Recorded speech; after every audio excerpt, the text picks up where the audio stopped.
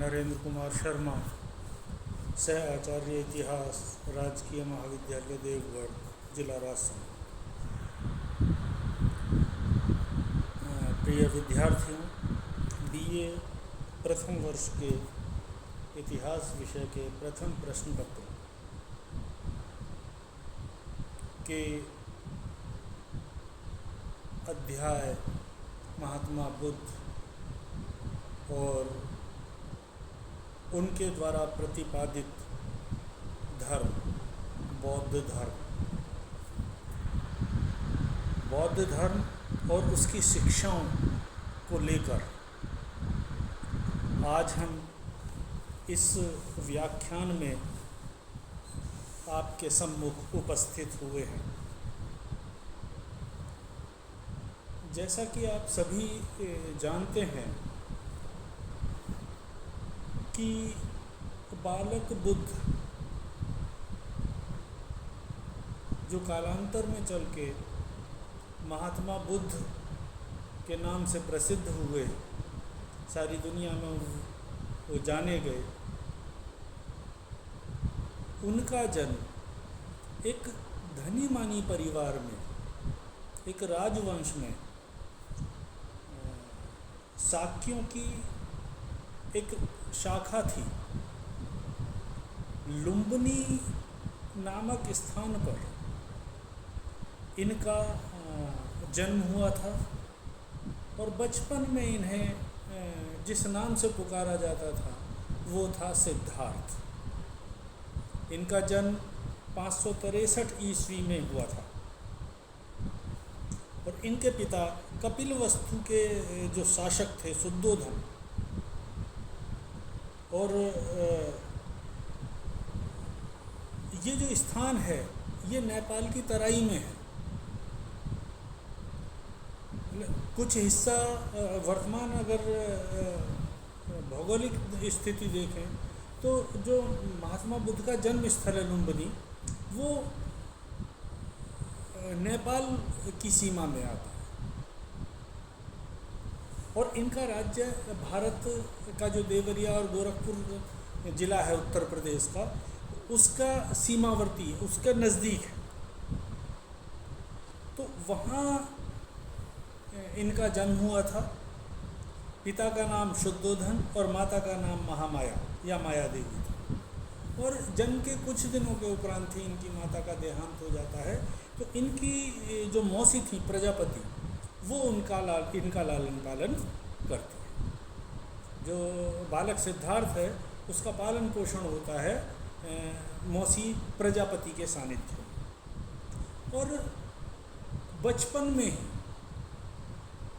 जैसा वैदिक धर्म में परंपराएं हैं कि कुंडली का निर्माण कराया जाता है, जन्मपत्री का निर्माण कराया जाता है, तो उस ज्योतिष ने जिसने इनकी जन्मपत्री निर्मित की थी, बनाई थी, उसका यह भविष्यवाणी थी कि ये बच्चा कालांतर में चल के चक्रवर्ती बनेगा। अब राजत्व के क्षेत्र में तो नहीं, लेकिन धर्म के क्षेत्र में निश्चित रूप से सिद्धार्थ आगे चल के चक्रवर्ती साबित हुए, चक्रवर्ती बने। और जीवन बचपन से ही ये आध्यात्म की तरफ इनका झुकाव था। जो सांसारिक माया मोह है उससे ये विमुख रहे। पिता के भरसक प्रयत्न के पश्चात इनका मन सांसारिक में नहीं जमा और नहीं रमा। हालांकि कम उम्र में इनकी शादी कर दी गई और कुछ समय के उपरांत इन्हें एक बेटा भी उत्पन्न हुआ जिसका नाम राहुल रखा गया। और कहा जाता है कि उसके जन्म होते समय जब इन्हें सूचना मिली कि पुत्र रत्न की प्राप्ति हुई है, तब इन्होंने ये कहा कि भी एक और बंधन आ गया। और पुत्र के उत्पन्न होने के कुछ समय के उपरांत ये एक रात्रि घर से निकल जाते हैं, घर का त्याग कर देते हैं और ज्ञान की खोज में लग जाते हैं। अनेक वर्षों की तपस्या और साधना के पश्चात इन्हें ज्ञान की प्राप्ति होती है और फिर उस ज्ञान की प्राप्ति के पश्चात ये अपने साथियों को प्रथम उपदेश देते हैं और उसके बाद अपना सारा जीवन अपने विचारों के प्रचार और प्रसार में खपाते हैं और अंत में कुशीनगर नामक स्थान पे 483 ईसा पूर्व में ये देह का त्याग करते हैं। महात्मा बुद्ध ने जीवन पर्यंत जिन विचारों का प्रचार प्रसार किया उन सबका संग्रह बौद्ध साहित्य त्रिपिटक के में उपलब्ध है। महात्मा बुद्ध ने कोई बहुत ज़्यादा गूढ़ बातें नहीं कही। उन्होंने जो रास्ता अपनाया, क्योंकि ये बुद्धत्व को प्राप्त हुए थे, बुद्ध कहलाने लगे थे, तो इनके उपदेशों के आधार पर जो उन उपदेशों या उनके दिखाए हुए मार्ग का अनुसरण करने वाले लोग थे वो बौद्ध धर्म के अनुयायी या बौद्ध कहलाए और उसी की वजह से इनके जो रास्ता था उस रास्ते को बौद्ध धर्म का नाम दिया। तो महत्वपूर्ण जो महात्मा बुद्ध की शिक्षाएं हैं उन शिक्षा में सर्वप्रथम जो 4 आर्य सत्य हैं वो सर्वाधिक महत्वपूर्ण है। महात्मा बुद्ध का ये मानना था कि संसार दुख में है। जो 4 आर्य सत्य हैं उसमें जीवन का सार है और ये जो सत्य हैं ये सभी स्थानों पर और सभी कार्यों में लागू होते हैं। इसे आर्य सत्य और चतुष्टय भी कहलाते हैं, कहा जाता है। इनमें सर्वप्रथम है दुख। महात्मा बुद्ध का मानना था कि संसार दुखों से भरा हुआ है, दुख में है। दुख अनेक प्रकार के होते हैं। वृद्धावस्था, बिछोह, मृत्यु, अनिच्छित चीज़ों की प्राप्ति, इच्छित चीज़ों का प्राप्त ना होना। जो मनुष्य है अपना पूरा जीवन इन्हीं दुख के अंतर्गत काटता है। महात्मा बुद्ध ने कहा है इन दुखों से बचा जा सकता है। बचा कैसे जा सकता है? जब हम ये पहचान लें कि इन दुखों का कारण है दुख समुदय। दुख किसकी वजह से? कुछ कारण हैं जिनकी वजह से दुख है। और वो कारण क्या है? वो कारण है तृष्णा, हमारी इच्छा, हमारी लालसा। ये तृष्णा किसकी? अहंकार, कलह, राग, द्वेष, मोह, ममता, इन सब की जो उत्पत्ति है वो तृष्णा के चलते होती है। तो हम क्या है, हमें ये पता हो कि हम दुख है, इस बात पे विश्वास करना। और फिर दुख किस कारण से है? ये तृष्णा की वजह से है। और इसके पश्चात दुख निरोध। दुख का अंत तब संभव है जब उसका कारण समाप्त हो जाएगा, अर्थात तृष्णा समाप्त हो जाएगी। तृष्णा के नाश करने पर ही व्यक्ति संयोग, वियोग, अतृप्त कामना, जन्म मरण आदि जो बंधन है, हर प्रकार के बंधन से व्यक्ति मुक्त हो जाएगा। और दुख निरोधगामिनी प्रतिपदा, अर्थात दुख से छुटकारा प्राप्त करने का मार्ग भी है। महात्मा बुद्ध कहते हैं ऐसा नहीं है, दुख है, दुख का कारण भी है, उसका नाश भी है और उस नाश का रास्ता भी है। और वो रास्ता उन्होंने बताया है अष्टांगिक मार्ग। अष्टांगिक मार्ग पर चलकर व्यक्ति इस रास्ते से बच सकता है। व्यक्ति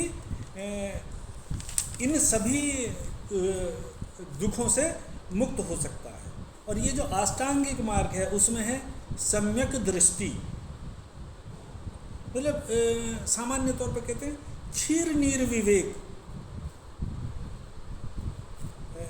उसी को सम्यक दृष्टि कहते हैं। अच्छाई और बुराई, दूध और पानी, इसका जब विवेक है वो सम्यक दृष्टि है। मनुष्य सत्य और असत्य, पाप और पुण्य, सदाचार और दुराचार, इनमें भेद करना, इनमें अंतर जब पता चलता है तो वो क्या होती है, वो सम्यक दृष्टि होती है। ये व्यक्ति को आना चाहिए। सम्यक संकल्प, व्यक्ति कामना और हिंसा, इनसे मुक्ति का संकल्प ही सम्यक संकल्प है। जो फिर है सम्यक वाणी, जो वाणी सत्य, विनम्रता, मृदुता से समन्वित होती है उसे सम्यक वाणी कहा जाता है। इसी तरीके से सम्यक कर्मांत, सम्यक आजीव, सम्यक व्यायाम, सम्यक स्मृति, मतलब इस बात का सदैव ध्यान रखना कि ये शरीर है, ये अत्यधिक ना सुख भोगने के लिए है ना दुख भोगने के लिए है। और चित्त की एकाग्रता, ये कहलाता सम्यक समाधि। तो इन रास्ते पे जब इसका व्यक्ति अभ्यास कर लेगा तब वो चार आर्य सत्यों पर विश्वास और अष्टांगिक मार्ग का अनुगमन व्यक्ति को निर्वाण प्राप्ति करने में सहायक होता है। महात्मा बुद्ध का यह भी मानना था कि व्यक्ति को मध्यम मार्ग का अनुसरण करना चाहिए। मध्यमा प्रतिपदा, दुख के निरोध के लिए अष्टांगिक मार्ग तो बताया ही है, जो विशुद्ध आचार तत्वों से निर्मित है। इसके साथ साथ ही हर प्रकार की अति से बचना, अति भोग, अति विलास और अति कष्ट, इन चीज़ों से बचना। तो इसके लिए उन्होंने बताया कि आप सदैव व्यक्ति को मध्यम मार्ग का अनुसरण करना चाहिए। और उसका उदाहरण देते हुए महात्मा बुद्ध समझाते हैं कि वीणा के तारों को उतना अधिक कसो भी मत और ना ही उतना ज़्यादा ढीला छोड़ो। इतना कसो मत कि वो टूट जाए और इतना ढीला भी मत छोड़ो कि उसमें से आवाज़ ही ना। तो इस प्रकार जो अतिहीनता है उसका निषेध भी महात्मा बुद्ध ने अपनी शिक्षाओं में बताया है। फिर महात्मा बुद्ध का ये मानना था, वो आनंद से कहते हैं कि ये कारणवाद क्या है, क्या जरा और मरण सकारण है? तो इसका उत्तर देते हुए वो कहते हैं हाँ ऐसा ही है, क्योंकि जन्म के कारण मृत्यु है और मृत्यु के कारण जन्म है। तो यहाँ जो बुद्ध का उपदेश है वो बौद्ध धर्म कहता है कि कारणवाद है। फिर प्रतीत्य समुत्पाद, ऐसा होने से ऐसा होगा, इस धर्म का ये आधार है। प्रतीत्य समुत्पाद को न जानने और ना इसका प्रतिरोध करने से, जब तक इसका नाश नहीं करेंगे, कार्य कारण का संबंध खत्म नहीं होगा, तब तक ये चीज़ें चलती रहेंगी। जन्म मरण चलता रहेगा, आवागमन का बंधन चलता रहेगा, मनुष्य निर्वाण की प्राप्ति में सक्षम नहीं। फिर महात्मा बुद्ध का ये कहना है कि जो अंतर्मन है, अंतः शुद्धि सबसे अधिक जरूरी है। मानवीय उत्कर्ष के लिए सभी बाह्य आडंबरों का त्याग और एकमात्र अंतः शुद्धि पर बल ही बौद्ध धर्म का प्रमुख आधार है। इसी तरीके से प्रयोजनवाद पर भी महात्मा बुद्ध जोर देते हैं। महात्मा बुद्ध या बौद्ध धर्म का यह मानना है कि बौद्ध धर्म अनीश्वरवादी है। ईश्वर को सृष्टिकर्ता के रूप में बौद्ध धर्म स्वीकार नहीं करता है, क्योंकि अगर वो ऐसा करेगा तो दुख देने वाला भी ईश्वर है, सृष्टि का निर्माता है। और इसी आधार पर महात्मा बुद्ध को अधिकांश विद्वानों ने अनीश्वरवादी माना है। इसी तरीके से जो महात्मा बुद्ध हैं वो ये कहते हैं कि आत्मा जैसी कोई चीज़ नहीं होती। अगर आत्मा होती, जब कहते हैं भाई उसी परमात्मा का अंश सभी लोगों में विद्यमान है, तो सभी लोग रंग रूप से अलग अलग क्यों हैं? रंग रूप गुण उनके अलग अलग क्यों हैं? तो महात्मा बुद्ध ये कहते हैं कि आत्मा जैसी कोई चीज़ का अस्तित्व नहीं है। फिर एक अन्य जो बात है महात्मा बुद्ध की या बौद्ध धर्म की, वो कहते हैं जीवन में जो कुछ भी है वो क्षणिक है। हमें वो नज़र आए अथवा ना आए। जीवन बहता हुआ पानी है। जिस प्रकार नदी बहती रहती है, जीवन भी उसी तरीके से बहता रहता है, निरंतर परिवर्तनशील होता रहता है। जो पानी एक बार आंखों के सामने से गया वो दोबारा नहीं आएगा। जो क्षण जीवन का व्यतीत हो गया वो दोबारा नहीं आएगा। महात्मा बुद्ध का यह मानना है। और इस जन्म मरण के बंधन से छुट्टी पाना ही निर्वाण है। महात्मा बुद्ध का ये मानना था कि जीवन का जो प्रमुख लक्ष्य है वो निर्वाण है, और वो निर्माण मृत्यु के पश्चात भी प्राप्त हो सकता है और मृत्यु के पूर्व भी। ये बौद्ध धर्म स्वीकार करता है।